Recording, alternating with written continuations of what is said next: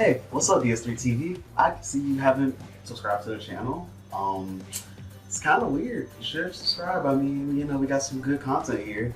And also, go to the Twitch that's in the link down in the description. Link is probably right here under me. And yeah, should do all of that. And yeah, please subscribe. Get to see me have hot sauce that I don't really want to have when we get to 10,000. So subscribe. Alright, DS3TV got another interesting video from Kekkonens Nightmare. It's called Kekkonens Nightmare from Kraut. So this is going to be good. I don't know if I said it right. Maybe did not, you know? But let's get into it and let's see what this nightmare really is. Video is sponsored by Morning Brew. This video is a break from the normal schedule. I will still make the video on oligarchic structures using the example of medieval Hungary, but with recent events I wanted to make a video about the historic shift in Europe that we are about to encounter. And this video is also sponsored by Morning Brew. Morning Brew is an email newsletter. It provides you with articles, podcasts, summaries and more that give you a good overview of local American and global news. Ideal for if you need a quick summary of the world's events, like in the morning. Hence the name. I personally drink cold brew. Hey, yeah, the camera died. Literally after the camera went off, everything turned to shit. I fell out of my chair. Because the chair decided to slip on the hardwood and fall, so it's fine. It's fine. Just hurts, you know. This hurts a little bit. Yeah, so now what we're gonna do, I'm gonna try to go through the chapter because I think this is, yeah. Well, I guess we can start back from like where we were kind of at, right? And global news. Ideal for if you need a quick summary of the world's events, like in the morning. For my mornings. One of the art I like too. Go check it out, the link is in the description. It is completely free and it only takes a few seconds to subscribe. So why is this war so important politically to Europe?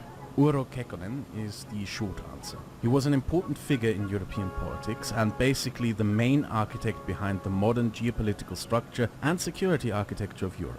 If you ever want to study political science with an emphasis on Europe or get a better understanding of modern European politics, remember him and read up on him. Urho Kekkonen was the longest serving president of Finland and a diplomat of legendary skill.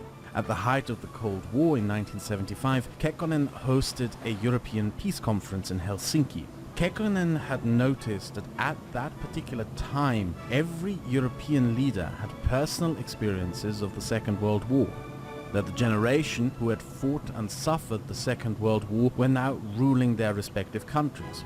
At the peace conference, Kekkonen successfully invoked the horrors of that war to argue to Europe's leaders that there was a duty for them to not let such a catastrophe befall Europe again, and his appeal worked. The result were the Helsinki Accords, a treaty by which all European countries, no matter if Western Bloc, Eastern Bloc, NATO, Warsaw Pact or neutral, agreed to respect the borders, sovereignty and territorial integrity of every other European country. These accords cemented diplomacy as the #1 foreign policy priority of each and every single European country in its foreign policy entanglements and engagements with other European countries. And this is the foundation of the modern European security architecture. When European politics is discussed, you may sometimes have heard the phrase, "in the spirit of Helsinki," which is a reference to this. Basically, after centuries in... This is all interesting to me because I have never heard of any of this. So I always love learning like new history, and this is why I like to watch Kraut's videos too. Like anything in history, I just love to like learn about and stuff like that. So that's why I haven't been talking too much this whole like first in part. which Europeans competed in creating spheres of influence by subjecting, oppressing and invading other Europeans, a process sometimes called the Concert of Europe, and which led to 2 catastrophic world wars, we all decided and agreed to stop. We would no longer try to force our will on others, and we would no longer attempt to create spheres of influence over our neighbors. If you wonder why you have never heard of Kekkonen, despite this important accomplishment by him, that was the point. He didn't want to become famous or win a Nobel Peace Prize. Kekkonen genuinely wanted to create a political framework and diplomatic foundation for a lasting peace in Europe. And with that in mind, he decided to do 99% of the work and take none of the credit.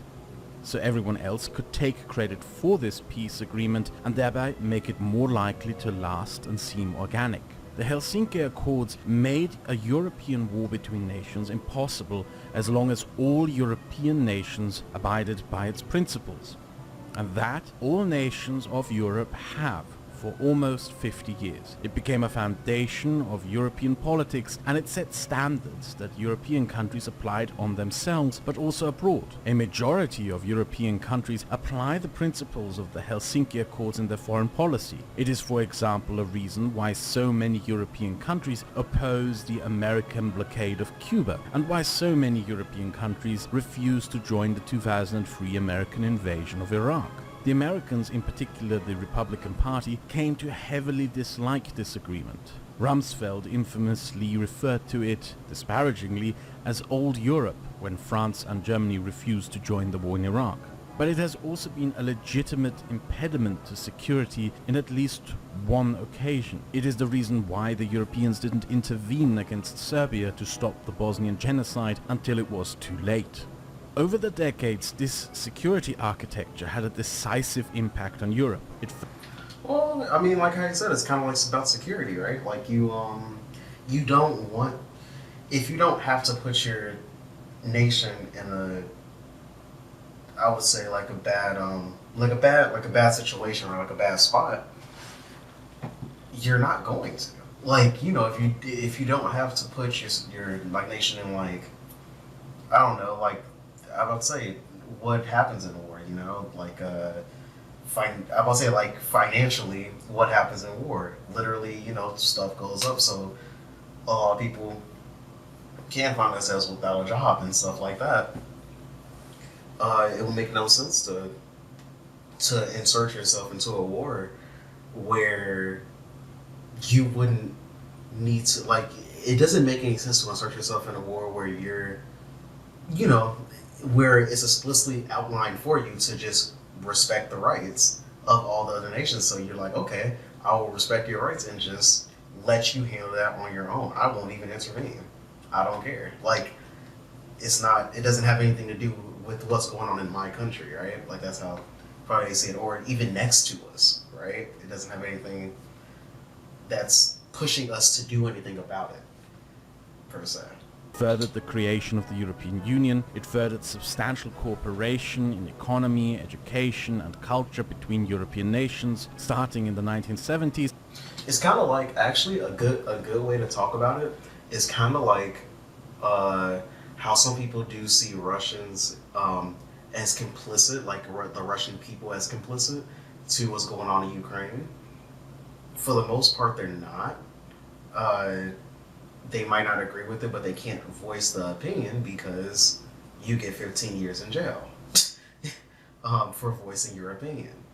A lot of, you know, people on this side of the world don't understand it. Like, why don't they just like talk up against their government? You cannot do that. You will get, like, not too many people are willing to give 15 years of their life in jail. They have families, they have friends. They want to be free, you know, like out and about, not, you know, talking free, but they want to be out and about. You don't want to go, most people don't want to be in jail, right? So, yeah. It resulted in a substantial disarmament of many European militaries because we all believed that war between European countries would no longer happen. It cemented neutral countries, in particular Sweden, Finland, Austria and Ireland, as Europe's peacemakers. We also tacitly agreed that Europe would not become a superpower in pursuit of global geopolitical power, something the French and British very disliked. We also decided that Eastern Bloc countries inherited this agreement after the end of communism, and it enshrined an idea of furthering economic codependence as a mechanism of ensuring peace. Meaning, if we all open our markets to each other and become economically dependent upon each other, war would be far less likely. In short, we spent the last 50 years in Europe under a mutually agreed upon peace. A peace we continuously worked on to expand and secure. A peace that figures from Brezhnev to Kohl to Mitterrand to Gorbachev to Thatcher to Yeltsin to Walesa to Havel to Schröder to Chirac to Erdogan to Kaczynski to Merkel to Sarkozy and Co. all agreed upon throughout 4 generations of European politics. And in February 2022, Putin took that agreement and tore it to shreds. Yep, he said that agreement, and fuck you. If you are someone who thinks Putin had some supposedly legitimate reason to invade Ukraine, you can go ahead and formalize whatever rationalization you want. In the end, it doesn't matter. Whatever excuses for Putin that you may craft together, whatever rhetorical device you can come up with to blame NATO, the European Union, the Americans, the Ukrainians, or whoever else, it is all completely irrelevant. The one and only thing that matters to everyone here in Europe is that Putin destroyed the spirit of Helsinki. Urho Kekkonens' peace is over. This is what makes this moment so grave, unprecedented and dangerous. We here in Europe are in uncharted territory. The foundational agreement we all had to ensure peace in Europe is now dead. And in the coming years we are going to find out what we will replace them with. And since we in Europe are democracies with systems of public accountability, the onus is also on you, my fellow Europeans, who make up 55% of my audience, to debate, shape, and vote on what you... And I'll be one of those 55% at some point next year, so that's always something to look forward to. ...would prefer the new security structure of Europe to look like. Now, this of course does not mean that peace between European nations is dead and large European wars are imminent. What it... Also, something I just thought about. You want to know how? You want to know how it looks to not have glasses, like how everything looks when you have glasses or whatever, and you know, and people say like, yeah, like you really can't see or something like that. So this is how our vision looks with, like, if with actual glasses. Now, this right? of course does not mean that peace between European nations... Vision is basically like that. So you can make out certain things, right? Like you can see that that's a star. That's like, you know, Turkey, like obviously that's Turkey, but like you can see that that's a, like, you know, like a crescent with a star, right? And you can see all of this. Like that's why, like, when people ask, like, yeah, like how many fingers am I holding up or whatever? Yeah, you can tell how many fingers someone is holding up, but you wouldn't be able to tell any detail with most things, right? Like you can see like how like in the middle is kind of getting like too fuzzy to even tell some of the flags. Like you can barely tell the Bosnian flag right there. And you can barely tell Albania's right there. You know, that's kind of what it's coming to. In like Austria, you can kind of see it right here. So yeah, and I guess that's the Czech Republic. Yeah, so you can see like some of these countries like are kind of getting too blurry to actually see. Like to make out clearly, right? So glasses kind of help with like making things out clearly.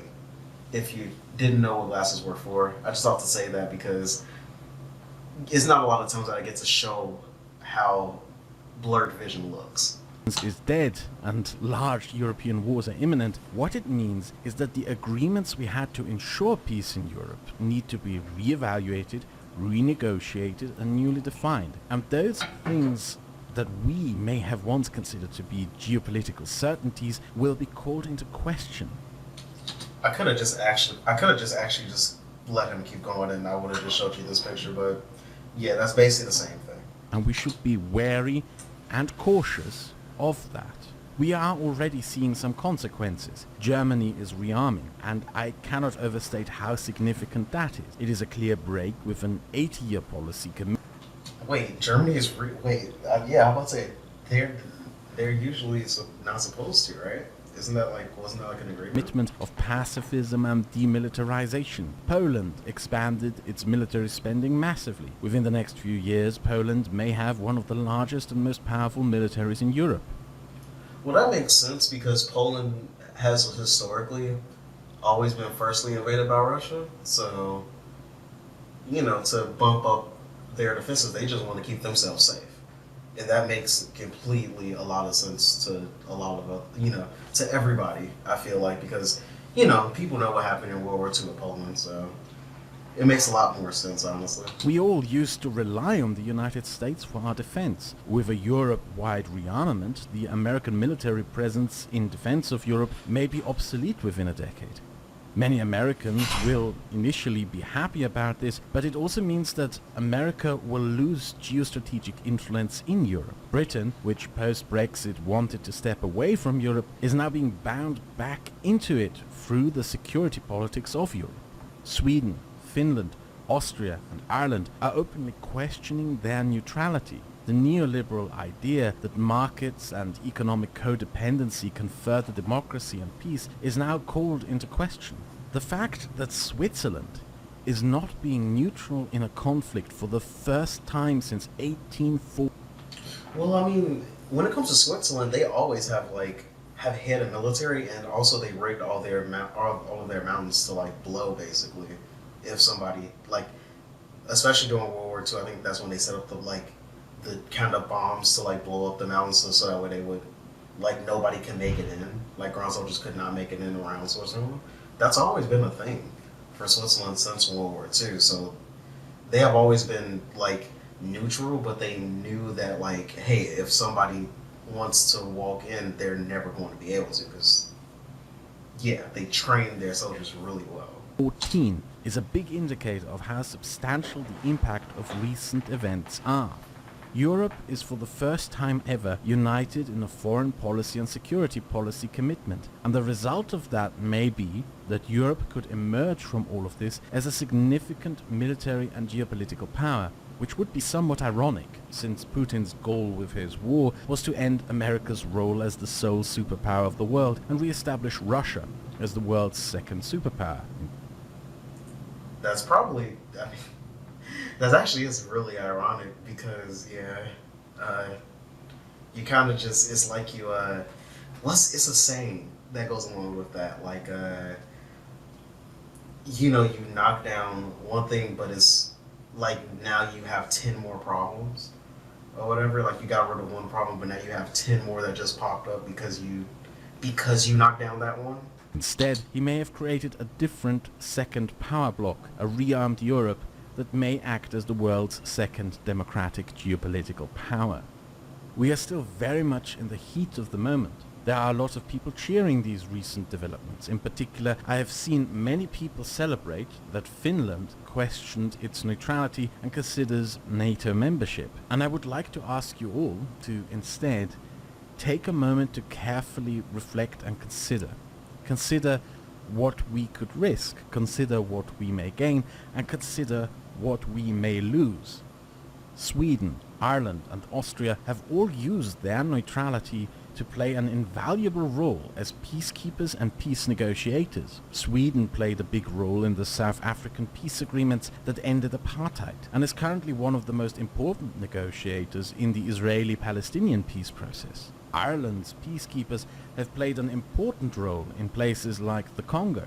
Austria has and is continuing to play an important role in the Iran nuclear negotiations as the seat of the International Atomic Energy Agency. If these countries end their neutrality, they will in all likelihood have to give that up too. Should Europe even desire... It makes sense that's why they're considering it and not going full force into it though, because that's a very big thing to consider to pull out from. To be a geopolitical power. And if it becomes such, should it seek out spheres of influence outside of Europe? The French have argued for that, while the Germans have always opposed it. The Americans may initially be glad to see a democratic Europe with a unified security policy in defense of European democracy, but those attitudes may change as soon as Europe makes a decision that the Americans disagree with. Remember that our refusal to join the war in Iraq only happened 20 years ago. Consider that a foundation of European politics and peace is economic That is true. I was only one. codependency. A reason we completely opened our markets to each other is a belief that if our economies became interconnected enough, it will make war too costly to fight. Well, that is exactly what Germany tried to do with its gas and oil deals in Russia. It has spectacularly backfired. Does this now mean that economic codependency of nations is no longer a valid pathway to peace? Do we need to re-evaluate this policy? Should we limit access to our markets only to democracies? An additional reason why Germany built a dependency on Russian gas and oil is the Iraq War. As a result of that war, Germany wanted European energy needs to be separated from the Middle East as much as possible, to ensure Europe would never be dragged into a Middle Eastern war over energy as leverage. Oh, that's the reason why. Because I was wondering, like, why does Germany use their oil and not like Russian oil? Then why do they not use Iraq oil? I was wondering that. That policy has now produced the exact conflict that Germany wanted to avoid.